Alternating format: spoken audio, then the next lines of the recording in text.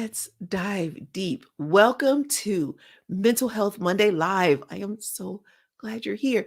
We are going to go deep and we are going to give you the tools to get to the top of your mental health game, personally and professionally. I'll do my best to make sure we uncover what's in your subconscious brain that's blocking your vision. You know, that big vision you have for your life, your company, your family, all of that. Let's get that vision clear.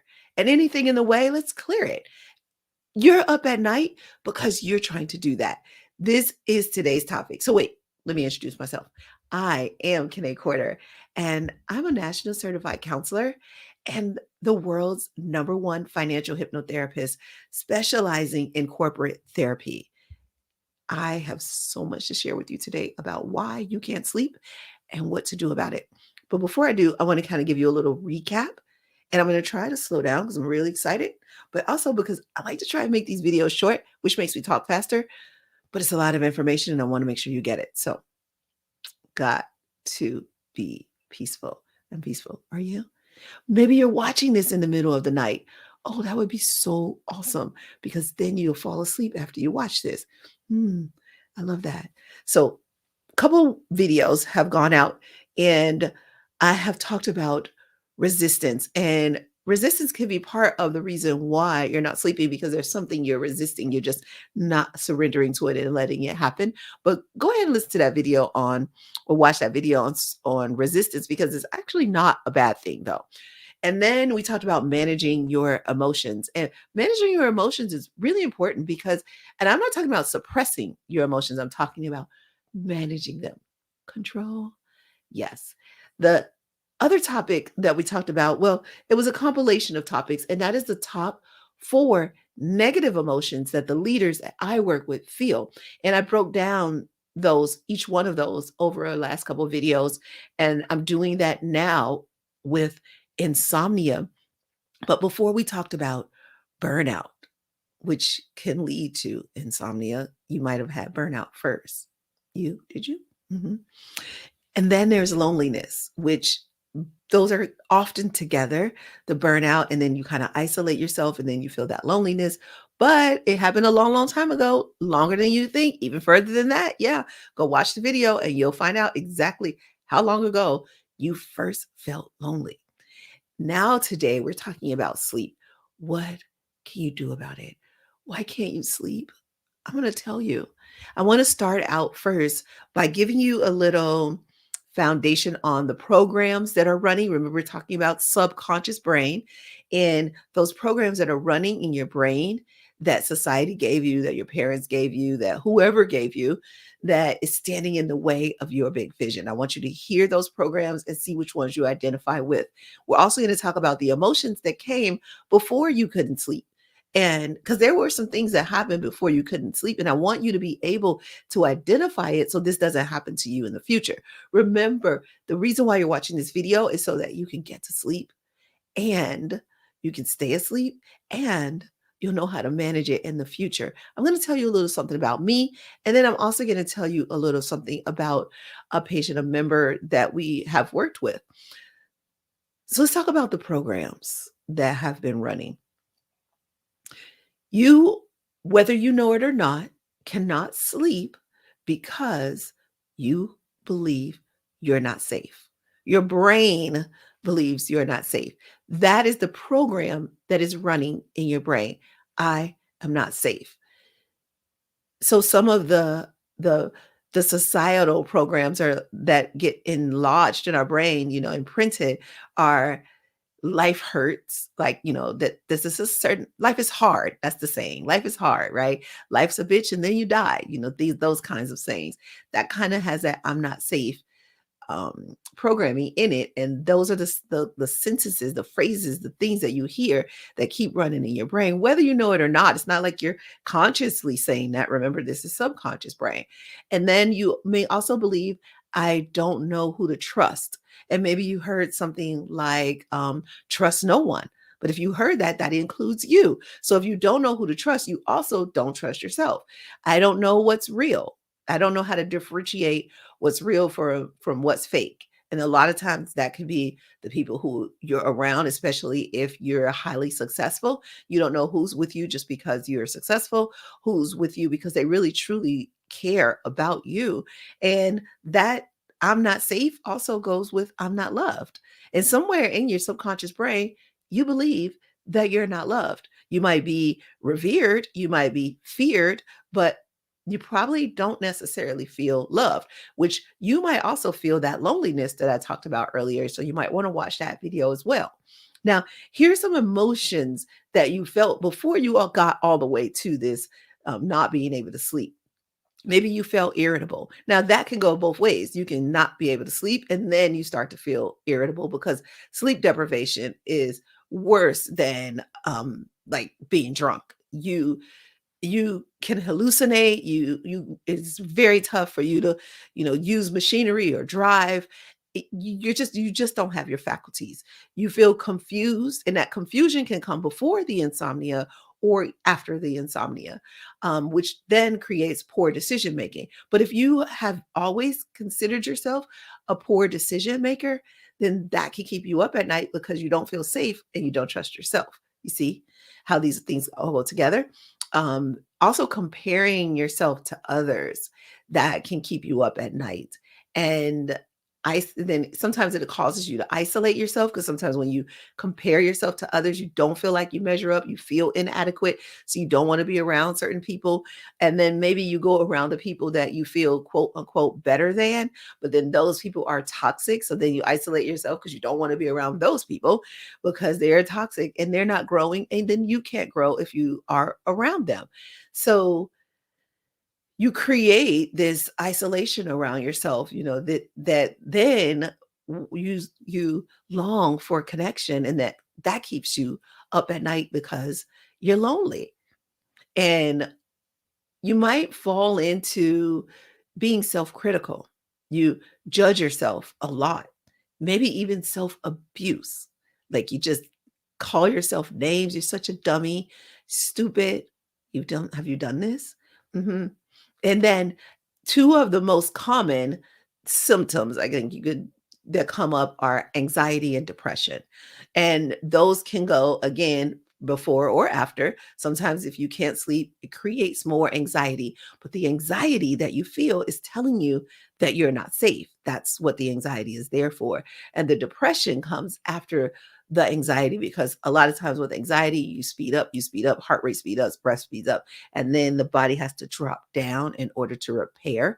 And that depression is where your body is trying to repair, but it just can't get out of there sometimes because it's so low and it takes so much to get you out of that depression. And that can keep you from sleeping as well. However, this is not the video about not sleep, oversleeping. This is a video about not sleeping. However, the opposite of that is sometimes that when you do sleep, you sleep too much. You oversleep. Mhm.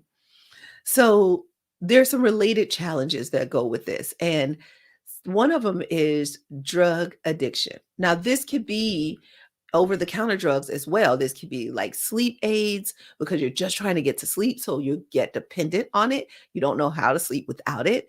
But sometimes because you're taking those sleep aids, you can't wake up. So then you find something that gets you to wake up. This was Marilyn Monroe's challenge. You can't get awake. So you might use cocaine, you might use coffee, you might use other stimulants, sugar. You just need to get, it's like fake energy, is that fake energy that gets you through. And then you might even overeat, especially carbs, because just like with loneliness, carbs is a comfort food, but carbs is fake energy. And I know some of you guys don't like to hear that because you've been told for many, many years in your programming that carbs is energy, but that's not exactly right. So I would say go and do some more research on that because this video is not about that, but I'm just saying that those carbs are also bringing you down because then you're going to go through those highs and lows. That sugar brings you down. You get the depression. Then the anxiety comes because you can't sleep. You see how it's just like a circle. It's cyclical. It happens over and over again. You can also get like very addicted to television or TV shopping or online shopping, and not necessarily addicted. It's just out of boredom. You just bored, like you bored eat or you bored shop. Um, And then you don't want to work out, so you don't have that physical activity in your life because you're just drained. And all of these things help to create that healthy lifestyle that you need in order to get to the top of your game mentally. Yeah. Your mental health is going to affect your personal and your professional life. And there's nothing you can do about it if you don't work on it before all of this happens. You got to take control of it early enough so that you don't get so bogged down that you can't get out of it. And I want to also share a more therapeutic term, that insecure attachment. You can also be feeling that insecure attachment, meaning that let's go to some of the things going back to what happened to you, maybe when you were the cause of this. I mean, the deep rooted all the way back cause. Wait, before we do that, I do want to go back to the cause from 0 to 7. But before I do that, I want to tell you about the physical challenges that you can feel. Sometimes you can have digestion problems because when you're not sleeping, your body does a lot of the work, the cleaning out, the getting the toxins out during rest.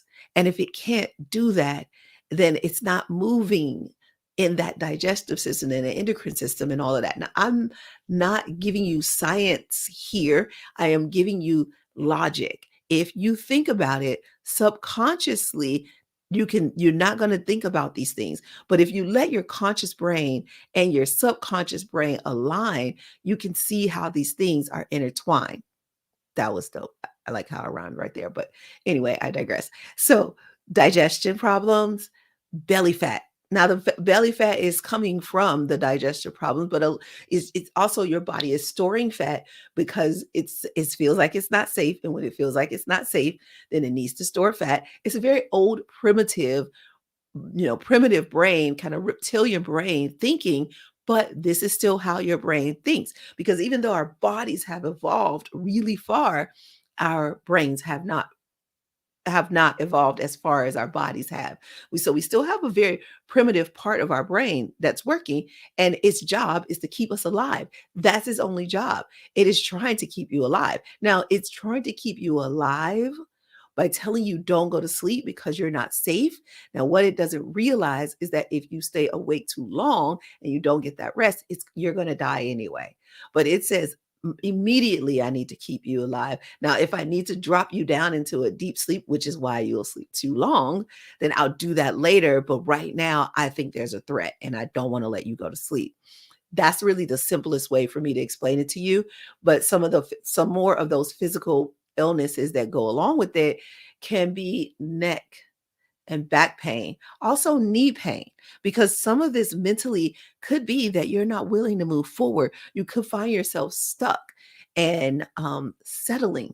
So if you're not moving forward, so sometimes that can also be foot and ankle pain, knee, foot, ankle. All of this has to do with moving forward. And neck pain, back pain, especially upper back. And especially if you have money worries. So if you're up because you're worrying about money, then you're going to be feeling that back pain. And usually it's like right in between, like shoulder, upper back, right in there. Are you feeling that? hmm And then um, irritability we talked about, and workaholism. So you can't sleep. So you're like, well, I might as well work. I might as well do something productive because it sounds right. It makes sense, but it can cause workaholism. And some of the things that you do, like I talked about earlier, to try and get over this is to, drink more coffee, drink more energy drinks. And that perpetuates the problem because of the sugar and the caffeine. And sometimes not everybody can drink caffeine. And I don't personally, I cannot. I get really worked up if I drink caffeine. My blood type just cannot. I don't process sugar very well. I don't process coffee very well. So if I use those things, if you're like me and you use those things to keep you awake, then you're going to have long-term problems. And and I want to point that out to you because if you're not thinking about that and you're just thinking about how do I stay awake right now, then you will see long-term effects. But I want you to pay attention to them because you might not have the power to get through without the coffee, without the sugar, but I want you to keep listening. This video, the previous videos, and the ones that are coming are going to help you get to sleep and sleep well. At the end of this video, I'm going to give you a little bit of step by step, what you can do next. So I said I was going to share a little bit about my story. I am very sensitive to other people's needs and maybe even just other people's worries and concern. And they don't even have to share the worry or concern with me. This the energy around that. I can pick it up and then it will keep me up at night. And then if they do tell me their story, I'm staying up at night trying to figure out a solution for them. But that is not my job.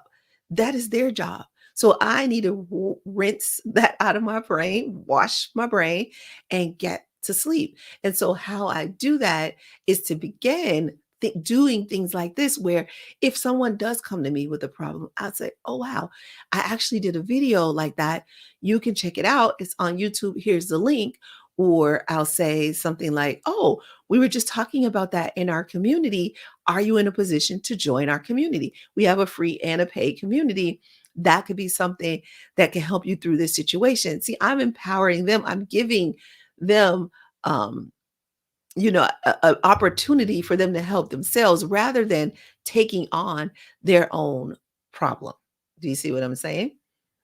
Kind of teaching them the fish, sort of, but in a long lesson kind of way. It's not like a instant. Sometimes you do have to feed the people, and just give them a fish, but sometimes you do have to teach them so that over time they don't have to end up in that same space that they're in right now. So let's talk about the calls. And I know you're almost ready to go, but that's okay. Just give me 4 more minutes. Yeah. Okay, thank you. So 0 to 7 is where this all begins. You've figured that out now. I keep talking about 0 to 7. And 0 to 7, what happened to you? What happened to you? It's likely that maybe if you don't feel safe, there could have been a lot of arguing in your house, and that arguing made you not feel safe. Maybe there was some abuse, either mental or physical. Sometimes mental abuse can keep you up at night because you don't want to disappoint that person that you love, and you feel like just through their words. Sometimes it's not even their words. It's kind of like I said, that energy. You can just come into the room and you feel, oh, shoot, something's not right. I'm in trouble. So just that I'm in trouble feeling. Maybe you felt a lot of that when you were young. You always felt like you were in trouble. Mhm. Did you experience that? Yeah, you're not alone, believe it or not. You really aren't. And but sometimes it was just too much unknown in your household.